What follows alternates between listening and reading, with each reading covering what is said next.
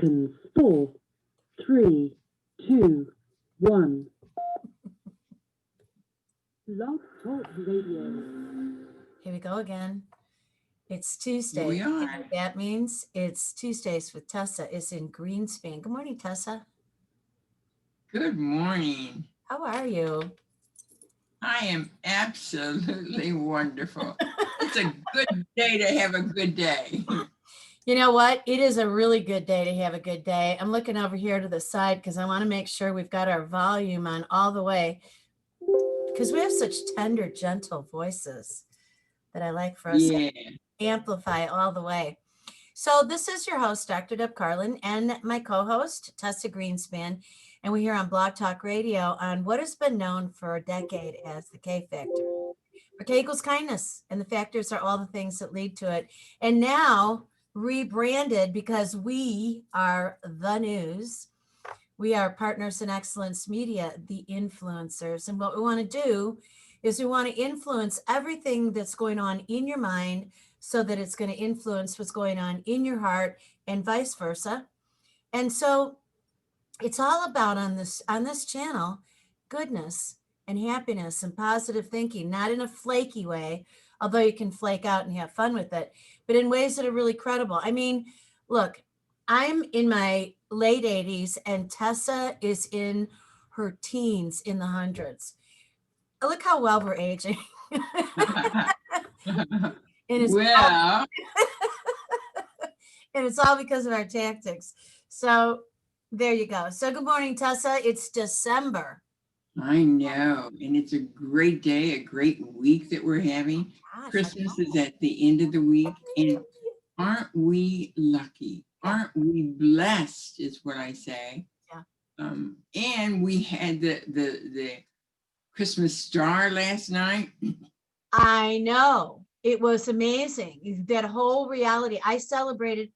See, I still have candles burning today. And I'm going to move my camera ever so slightly. Yeah, I've got candles over here and I've got candles over here. And it's a day of illumination yesterday. So I'm doing the aftermath today. Yes, it really is. And that it hasn't been seen in that manner for 800 years.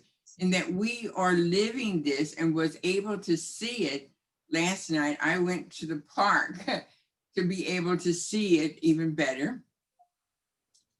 And how fortunate we are. And this is really what I'd like to tell everyone. Okay. That we are so fortunate in so many ways. No matter the challenges that you've had this year, if you will think about all of the things that you have to be thankful and grateful for, your family, that you have food to eat, that you have a home, and that we can help others too. It's not just about us. Mm-hmm. It's really important to be thankful for what we have. It's also important to make a difference in other people's lives. And we are doing that actually through this particular vehicle also, the influencers. Yes, influencers. Yeah. Let me back you up a bit. So let's walk through each part of that. So you got ready, you were thinking about, oh, I really want to see this beautiful star. And you decided to go over to Forest Park in St. Louis, Missouri, which is an amazing park. It was built for the 1904 World's Fair. Just incredible, right? Yes. And so what was it like for you as you were going there? Because I love going to Forest Park every single day. It's like if I'm in Chicago, I'm on the lake every day. If I'm in St. Louis, I'm in Forest Park every day because it's so magnificent. So describe slowly and narratively for us the beauty and the richness of what it was like to go there. And where did you go in the park? Well, I can't tell you exactly, but I went into the park. Like, did you go by the lagoon with the fountains by the art museum? No, I did not. No, I did not. But that's one of my favorite places. So my goal was just to go where there was wide open spaces so that I can see. Yeah. And this is the thing. I did not want to be left out. That once in 800 years, and I won't be alive for the next, I couldn't be left out of being able to see that. Experience the beauty. I think that there was a beautiful vibe around the world yesterday I think so too. because people, I know every group that I'm in, you and I are in the Joy Tribe. Yes. And so Roy and Joy did this really sweet meditation. They're 7 hours ahead of us. So, you know, I saw it at 4 o'clock in the morning or something crazy yesterday morning. But it was so amazing and beautiful and just lovely. And there were all these people that were in the thread that were saying yes. And then they, you know, did this nice meditation and it was just really lovely. And I think that one of the things about 2020 is that so many of us are saying, please don't fall prey to the negativity. Please don't get captured by the fear. Sure. Lovingly saying that. Please don't. Well, and it really does take working on yourself It does. because there is so much going on. The thing that I say is turn off the TV. Stop letting this go into your mind over and over again. Just do different practices that will make you happier. Again, it's really thinking about what you have to be thankful and grateful for. Switching your mind. Turn on happy music. You know, I have an app, or not an app, but I've got a program that I play Christmas music all day. So it's really getting in the mood and getting out of the negativity. It's changing your state, as our friend Tony Robbins Exactly. screaming out at people, jump up and down, change your state, dance around. Mhm. Here's why I like the Alexa app in my home. Now people say, oh, they're listening to you. Well, you know what? That's fine with me if the government or anybody wants to listen to me, because maybe they'll learn something wonderful.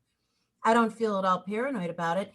And for them to hear the music that I love to play, I mean, all I have to do is say, play relaxing classical music or jazz or play old-fashioned Christmas songs. And I've had music going on here all the time. I love it. I mean, there are times when I just want the peace, the quiet. But that's another thing, is to turn on happy music. You know, there is a song that's going worldwide, and it's called Jerusalem. And it's happy. Jerusalem. Oh, Jerusalem. Why is it Jerusalem? M-A. I don't know. But the point of it is, there is a dance to go to it. And I'm learning that dance. I mean, because it's happy and upbeat. So I would suggest, and sort of type it in and see. But all over the world, people are dancing to this tune. So again, especially many times at nighttime, if I want something upbeat, then I play this song and I watch some of the dancers. But all over the world, people are dancing. People, even nuns and priests. Okay. And so I pulled it up on Google, and what you do is you type in Jerusalem with an A at the end. And what it says is, well, actually, I'm going to do a screen share because our listening audience here on Blog Talk Radio will hear it, but I want our viewing audience to see it. Yes. And so everybody who's listening can later in the day go to YouTube and go to Partners in Excellence Media. And we gotta skip the ad. Okay. I love this beat, by the way.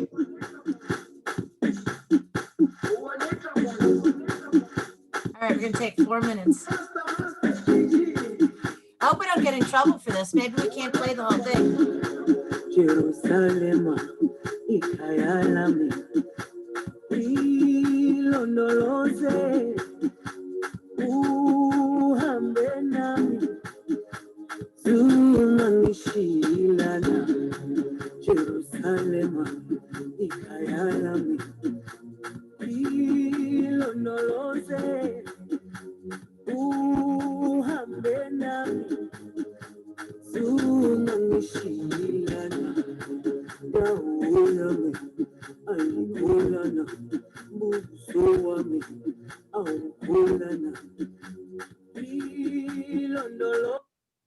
not going to play the whole thing. I want No, people to go there. but there is a dance that people have devised to Really? go with that. So, but again, I love the upbeat of it, and I love to see the dancers. And there are children, there are every different kind of people across the world that are dancing to this. And so, again, it's another thing that you can do. You can watch people being happy and dancing. Yeah, there are wonderful things. I'm still going to go back to the old classics, you know, and I'm going to update the classics with Don't Worry, Be Happy. Yes, That's yes. great. That is from Jamaica. Yeah. That is their right. theme. Yeah. Don't worry, be happy. Uh-huh.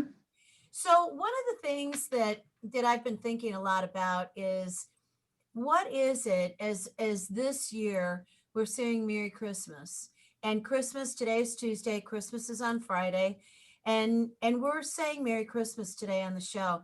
But let's talk to our audience about what is it, Tessa, you know, in all the Christmases that we have had that makes this one so unique and so different.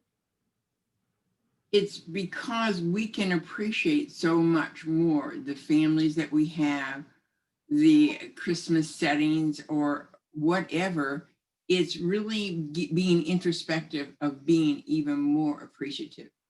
You know, you can think about all of the different things. It's not about the presents at all. It really is. I think this year we have learned what's really important in life.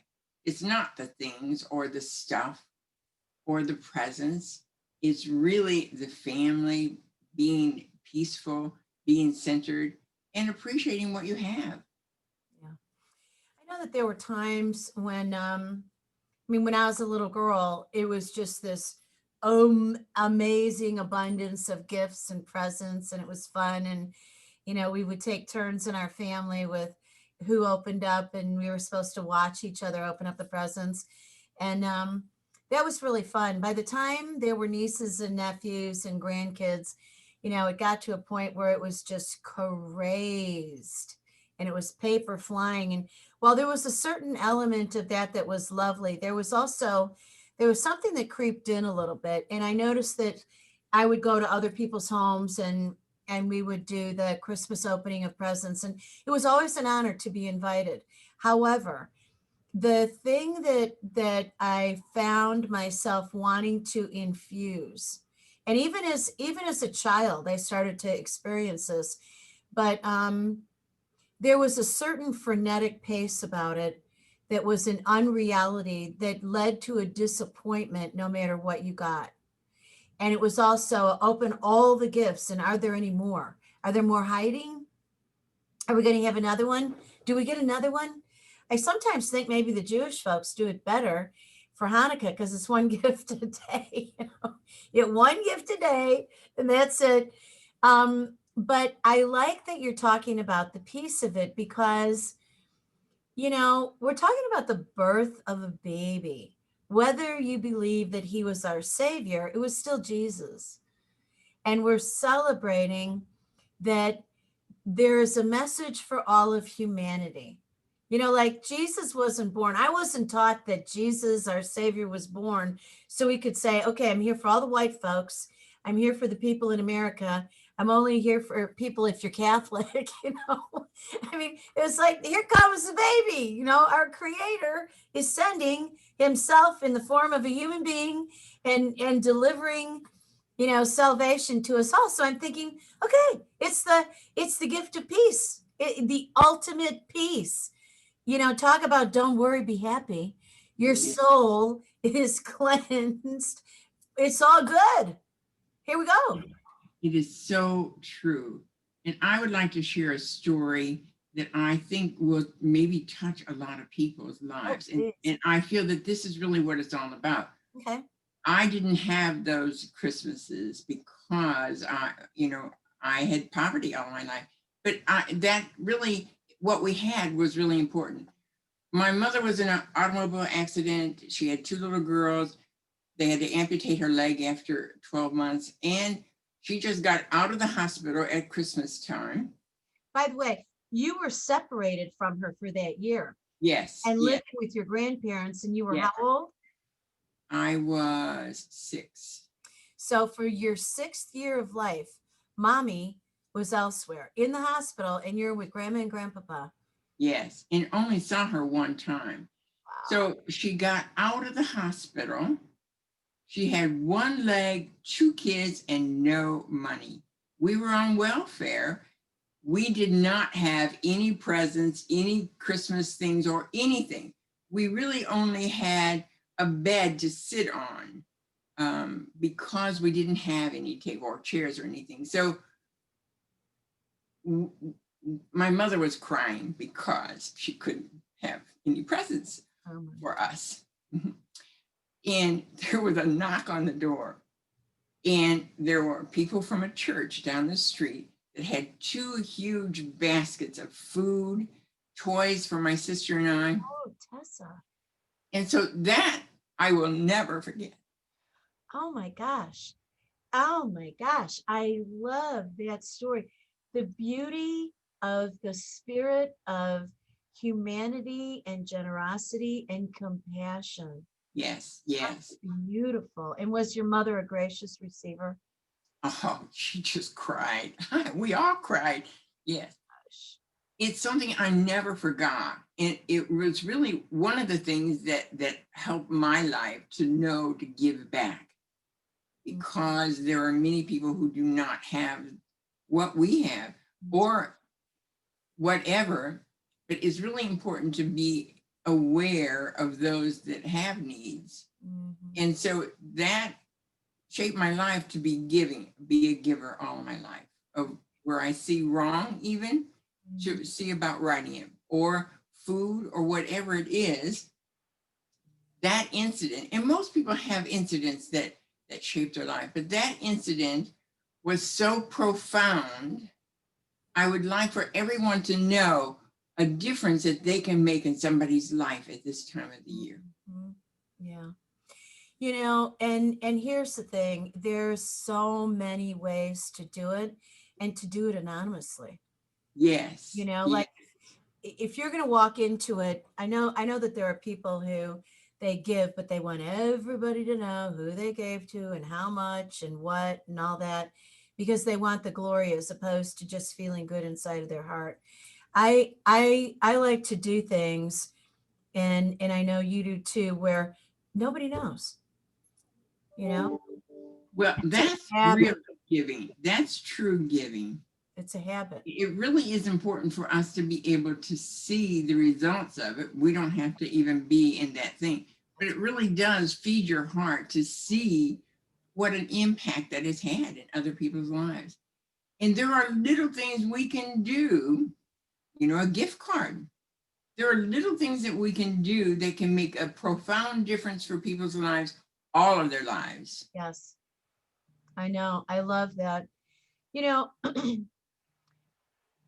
I've had friends who have given their children a huge amount of gifts and then told their children, now I want you to, you know, take everything and put it, you know, put it in these boxes and we're going to give all of them away. I think that that's kind of cruel. I think, Yes. you know, like, why did you give them to your children and have them have the thrill of it to take it away? Because then you resent who you're giving it to. But to take your children and say, you know what, let's go shopping. And you know, Yes. Santa is bringing you your things, but you know, Santa might have a hard time finding the address for these other kids. So how about if we go ahead and do this? And you know, I don't think the other part of this is people sometimes think that the people who are in need are in the impoverished parts of a community, and that is just flat out not true. True. And big time this year, the one of the most loving things that I have found is in some of the wealthiest parts of our communities, people are sitting without their lights on, and I am just taken aback. I mean, it makes me physically uncomfortable to see people, any people, homeless, but to see people sitting in their home and terrified.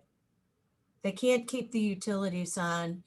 They're cold, they're hungry, and they're humiliated. Yeah. It's so wrong. It's so wrong. It is so wrong. So my heart feels compelled to, do something. And you can call your local churches and say, what do you know about the needs of the people? And how can I help? Yes. You know? And we can. There are so many ways that we can help. Encouraging a person is another way. It's not giving them food or whatever, but just to encourage a person and to help them to know, you can get through this, you can do this, there is hope on the other side, and see what you can do to open doors even for people. Absolutely. So there are thousands of ways that you can help people if you just think about it. Think about what would make you happy. So there are so many ways that and things that we can do, even being stuck in this. Just a card and saying how much you appreciate them and how their words impacted your life is a major thing. So there are many things. I have a wonderful story that you and our audience is going to love. So a woman that I was really good friends with in my late teens and through my 20s and 30s, and we've drifted. She is one of the most kind human beings ever, and waited tables. Her husband did physical labor, and so they were not a wealthy pair. They bought a lovely home within the family, and so they got a nice deal on it. But these two people are so highly accountable and just responsible and grounded, and they started a family. And this woman, I mean, they would drive. She would always only shop at thrift shops. She would always drive an old car. I mean, we're not talking 5 or 6 years old. I'm saying like an 18 to 22-year-old car. And it was hilarious when she told me she was getting a new car. I was thrilled, and I said, "Great, what are you getting?" She said, "There's this great. I sold the 22-year-old car, and I got this great 18-year-old car." I said, "Oh my gosh." Okay, well, she was always doing things to help people, and she just wouldn't say anything about it. But she started talking to me about this gentleman that she felt really bad for. She had seen him at the grocery, and he wasn't buying the right kinds of foods, but she was being deferential. And they got outside. She had one of her kids with her. They got outside, and this man was cold, and he was either going to walk or take the bus. And she had this big old boat of a 4-door car, and she said, "How about if I give you a ride home?" And he was a little suspicious and a little nervous. And she said, "No, really, I mean, she blonde hair, blue-eyed, beautiful girl. She looked very innocent, and kids with her. Well, he was cold. So what she did first before she put him in the car was she took off her coat and gave it to him. It was a man's coat anyway. And so she drives him home and takes him into his apartment and goes in there, and he's a hoarder. And there's just stacks of newspapers, and I mean, like, you have to walk down the aisles. And he's got a cot, not a bed, but he does have a table and chairs and a refrigerator. So she puts things away for him, and he's a little uncomfortable, but he's really grateful. Well, she goes back and again, and she checks on him, and she tells her husband, because he says, "Where's your coat? I had to give it to this old man. And, I took him home." And he's like, "Hey, geez, the things you do, be careful. How do you know who's going to be in there? You took our kids in there? What? So, and her kids are a little embarrassed, right? Like, oh no, here she goes again. Well, this went on for a long time, and it might have been actually a couple of years. And then he starts talking to her about his personal circumstance. Well, she listens.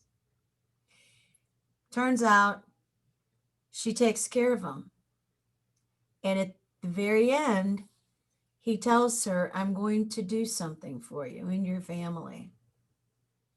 and she inherits $1 million. I love that story. And she never expected anything. And of course, he was estranged from some of his family. Well, when they got the announcement of his passing, they, of course, were the grieving family members, you know. So I helped him through the legal part of it and made sure that she wasn't held like a suspect because she's this uncredentialed person with no money, you know. So I walked in and I used my credentials and my success to talk to the attorneys and say, look, I will put everything I have at stake to tell you this woman's an angel. I mean, she's not even a saint, she's an angel. And it changed the trajectory of their life, except they didn't buy a new car. That was when she got the 18-year-old car. She didn't go out and start buying lovely clothes and doing all kinds of things. She set money up so that her family would be fine. And by the way, her husband was like, what? Now, what is it that just happened? We have money? You know, you never know. No, you never know. And you don't do it for that reason. You never know who you're helping, first of all. That's right. And there are a lot of stories like that, as far as somebody that looked really poor and all, and he went into a restaurant, ate there every single day, and left this waitress who was nice to him. Nobody else wanted to wait on him. So there are so many wonderful stories about this. He left her what? He left Huh? her. You didn't finish your sentence. What did he leave her? He left her a lot of money. I don't know how much it was, but Kind of a huge tip, huh? yes, when he passed away. So I really don't know how much it is, but this is the thing.